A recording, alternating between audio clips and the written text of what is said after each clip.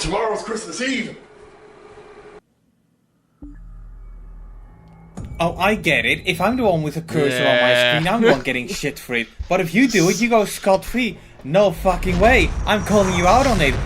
Dear viewer, that's not your cursor, it's Mega's. This is my playthrough, Edgy. I can do whatever I want. And with that, Yeah? and with that, hello everyone, and welcome to Doom 2016. Our next playthrough that I'm gonna be handling for this channel. And yeah, this game is fantastic. I don't know what to say. Okay, can I be honest? Okay, I do agree that this game is good, but I just want to take a moment to point out that why is multiplayer still a part of the menu?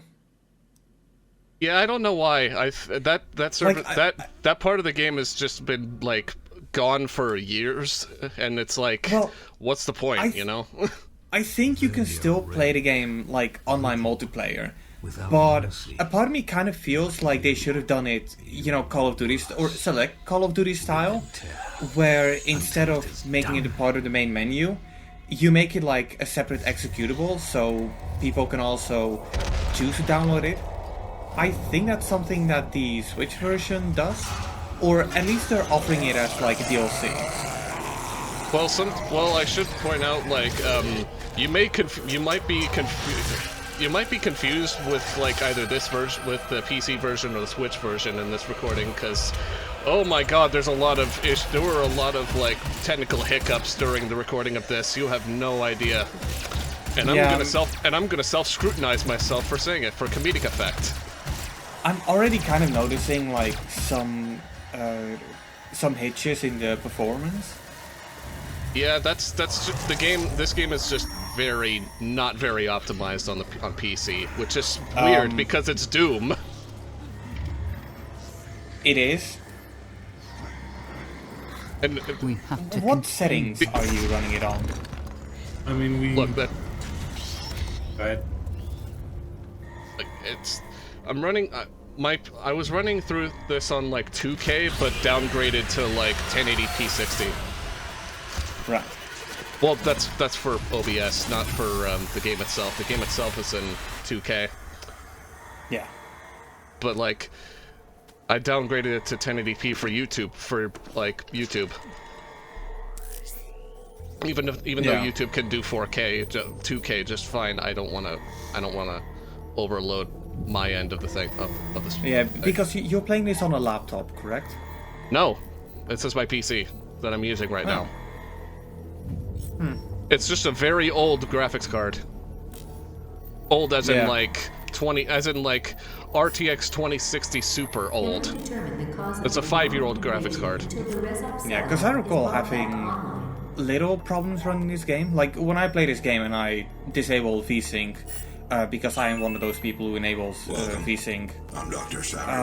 When I'm playing this game without VSync on, I can usually just run it at like 200 frames per second. For those wondering, oh, that's pretty low. No, that's a cap. It's capped at 200 FPS.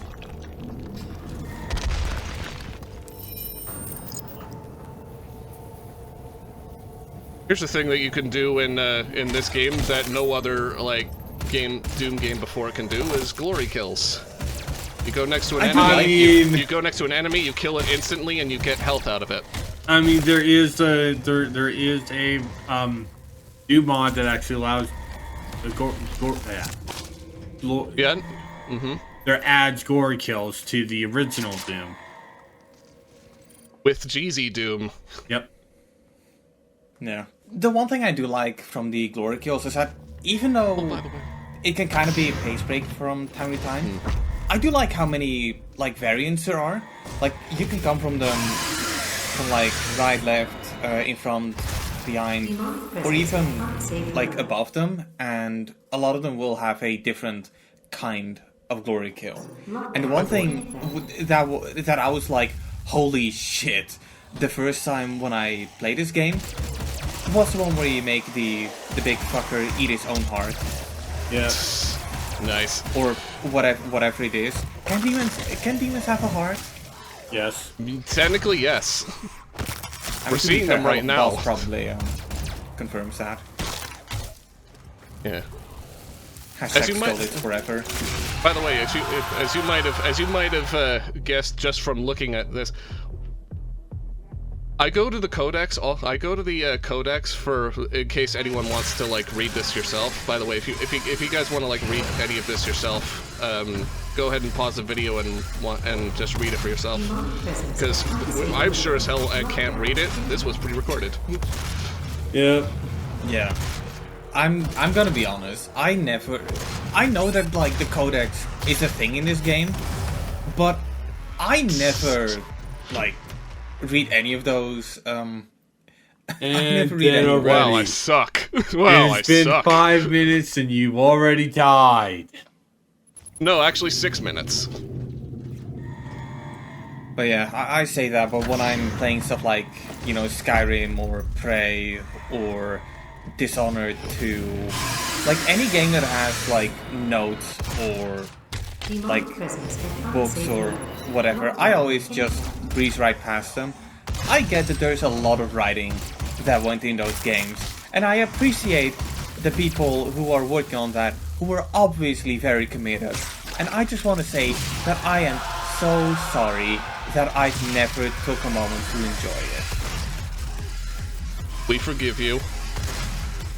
You're not a writer. Uh-huh. Anyway. Yes, you. I suck at this game. What of it? Why are we letting this guy do playthroughs again? Jesus Christ. Wow, okay. It's okay. Well, no, I don't give a shit. Because it's fun. And I don't really care what anyone thinks about how I play the game. I just show it just because. And to be fair, it also takes a lot of... it also takes, like, quite a bit of effort away. You know, it's like when you're pulling something real heavy. The more people you have, the lighter it gets. It's just kind of a moral question if one of the persons carrying along the thing is like a child. But you're not a child. You just play like one. I mean, yes, but no. Although, that's kind of the wrong series to make that comment, because if I recall correctly, Wolfenstein has the Daddy Can I Play difficulty. Yeah. Which on one hand is pretty funny, but on the other hand, I don't like it when difficult... I get if they want to be cute, but you can be cute without insulting your customers, you feel me? I mean, it's not really insulting. It's just funny, really. So long as people don't take it personally, it's fine. Yeah.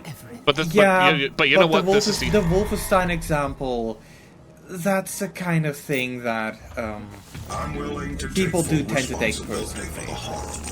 And I'm gonna be honest, if I want to pay like an assload of money and get insulted in the progress, I'll just get myself a dominatrix like normal people. Well, I mean, okay, fair enough. This is the internet. You can get mad at a lot of things irrationally. And whatever the fuck you said there, it's...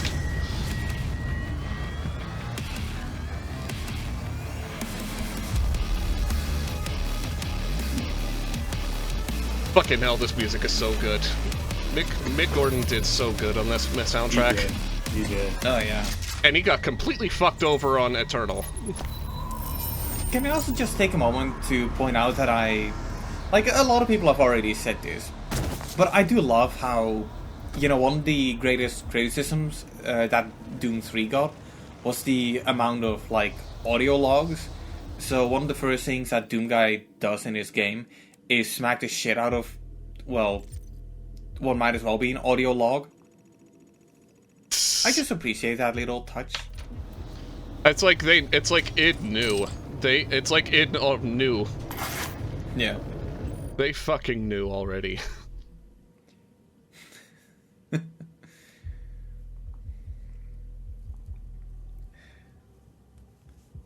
You know, I mean, granted, So, yeah, you say that say that it knew, but yeah, no, it's also because this does canonically take place after 3. Yep. Yeah. All the I mean, Doom it's a games are entirely canon. Well, yeah. This I mean, this it's a sequel. You could- It's a reboot, but it's a still sequel a sequel. reboot, Yeah, it's a sequel Yeah. reboot. which and you don't really see a lot of those. well, I mean, Yeah. you see, you don't see though. You don't see a lot of those, let alone those that actually work Yeah. like this. Or don't turn its fan base into crying children. Final Fantasy VII. Yes. Did it? Oh, I mean, it's yeah. fair. I don't know. I've not played FF7 all the way through to know if that's a thing that I saw for myself. Apparently, But Rebirth confirms it's kind of a sequel-esque. I've not played Rebirth yet, no. Yeah, I'm gonna be honest. Hang on, just let me spin my wheel of excuses why I haven't played Final Fantasy VII Remake yet. It landed between I'm waiting for the whole thing to come out, I'm waiting for it to come to PC, and I'm waiting until I have a PS5. I mean, it's How's on that PC. possible? It's Don't on ask PC. me. The entire thing. well, I mean, you got that part. You got one part of that plan down pat. Yeah. Yeah, but I don't like cliffhangers. And I get that Final Fantasy Who Remake does? is not necessarily a cliffhanger, but it's a cliffhanger. It might as well be. I mean, no one really likes cliffhangers, especially cliffhangers that don't really resolve anything at the end. Netflix. You clearly don't know your Dutch TV stations. I am not for the Netherlands, so I wouldn't even know in the first place. That's why you're Be on glad. this channel. That's why you're on this channel, to discuss this thing. Yeah. No, there's a Dutch police show that I Hey, look, a that I figure. that I follow, and pretty much every season they've got a cliffhanger, and the cliffhanger for this year's season is main character gets run over by other main character, and the questions were like, oh my god, did she die?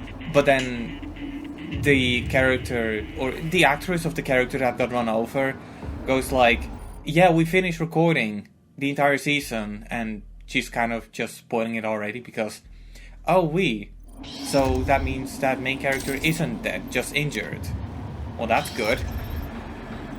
A lot of people don't really use the equipment slots in this game, and yet I feel like I'm the only one who does use it quite frequently.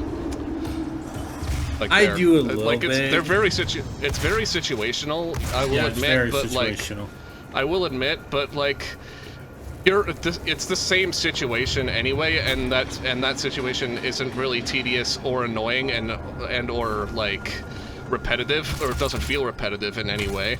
So I don't mind that much. Just Yeah. it just feels like part of your arsenal. It definitely feels like part of your arsenal of weapons. This is the kind of game when you have a lot of freedom to, swap in and out certain slots. I do appreciate that from this game, Same, and especially Eternal. but I also understand how this is the kind of game that's designed for people who just, want to shoot stuff.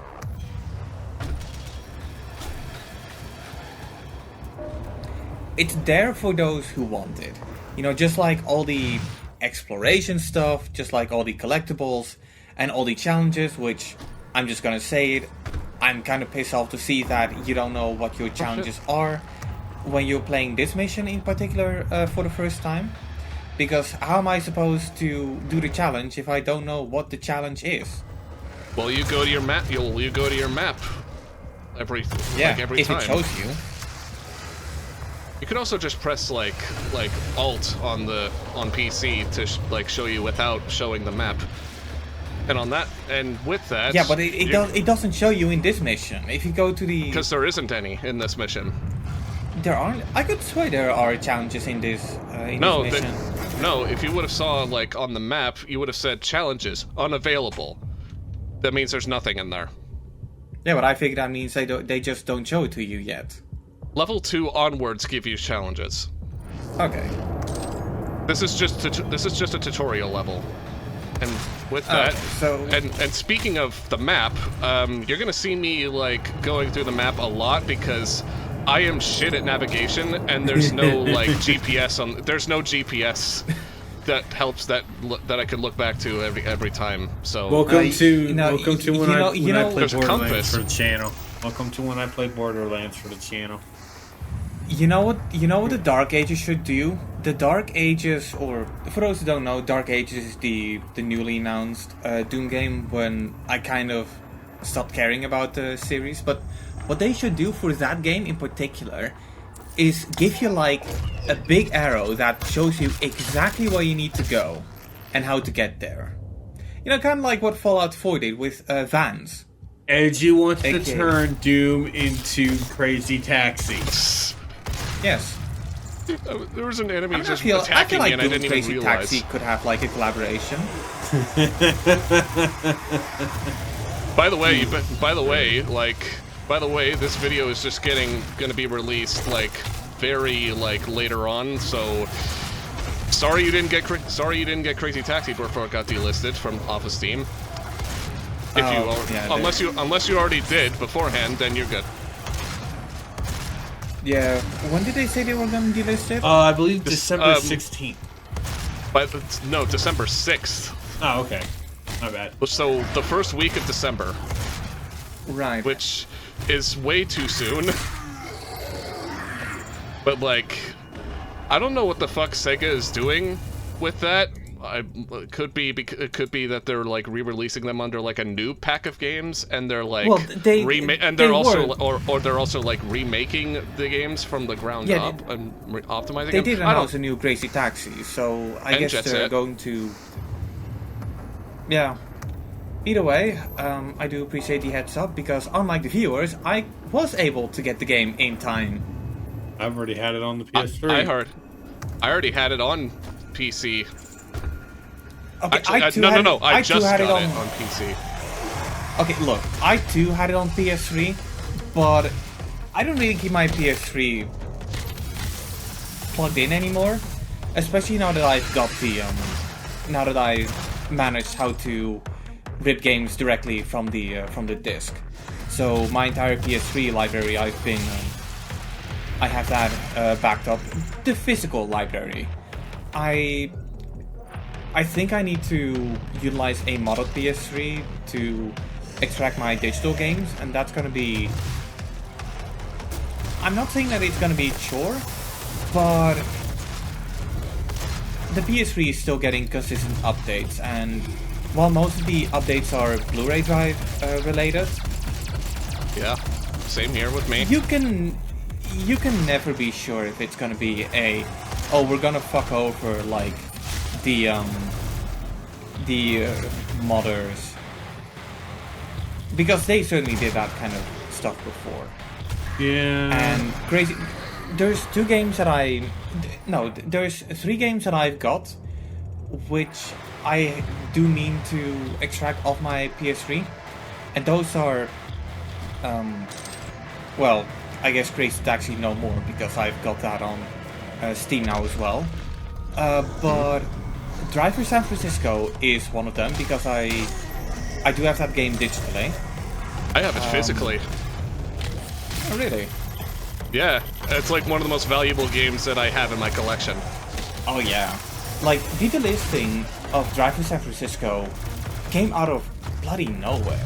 And it was so strange too, because Ubisoft never really disclosed a reason for it. It was just gone at one point. And if you know your like trivia about Drive for San Francisco, you'll know that the game was in production for longer than it was available on digital storefronts. Yeah, its delay was its development was so fucking long, and as they say, it was put under production and development hell for like I don't know how long it was, but It was a long time, so it took a long time for them to iron out the kinks and get a stable release on 360 and PS3. Calling Drive to San Francisco stable. I wouldn't be too sure about that, but well, stable as Ubisoft can make in that generation. For modern standards, yeah, it's stable. Well, for PS3 game... and 360, it's stable. Yeah. But yeah, another game I'm meaning to extract is Midnight Club Los Angeles, which a lot of people seem to forget about Midnight Club in the first place. Midnight Club is basically a racing game made by or published by Rockstar. You know, the company that's known for Grand Theft Auto. They did a lot more than Grand Theft Auto in the past. Yep. Yeah. And there's probably a third game that I've forgotten about. Okay, it wasn't Red Dead. It was like something else. Well, Red Dead I can now get on the PC. Manhunt? I don't think Manhunt was on PS3. It was on PS2.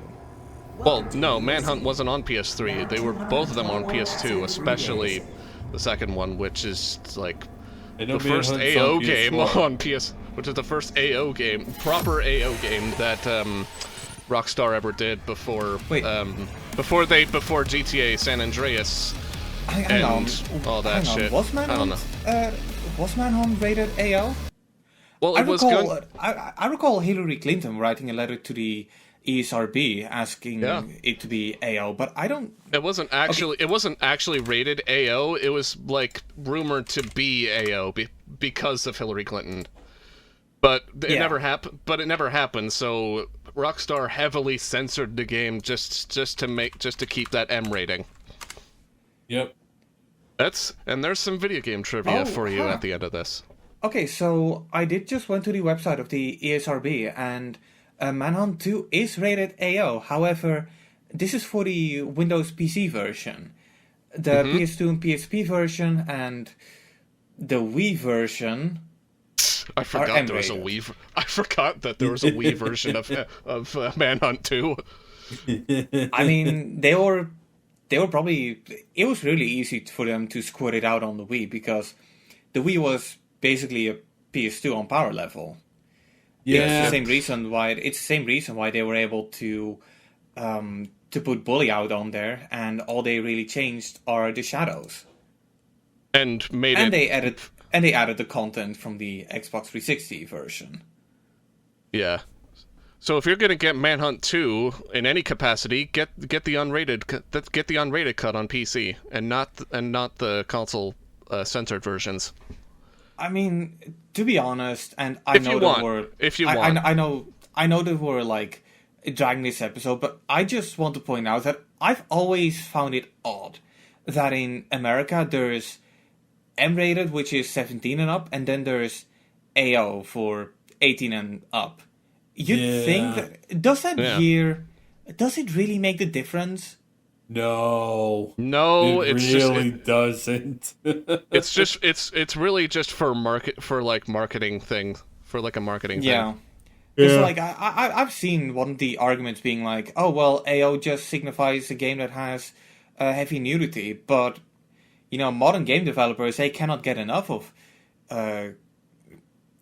nudity, and those games are still rated M. I think that's the only reason why it was. I think that's one of the reasons why there aren't many like AO games out there, is because you can't show sex on video games. Well, you can. That's kind of the thing nowadays. Not in like public markets, but like black markets for sure. Yeah. No, there are definitely games out there that are rated AO, and most of them have like heavy sexual content. But then I take a look at all the like hentai games on the Nintendo Switch.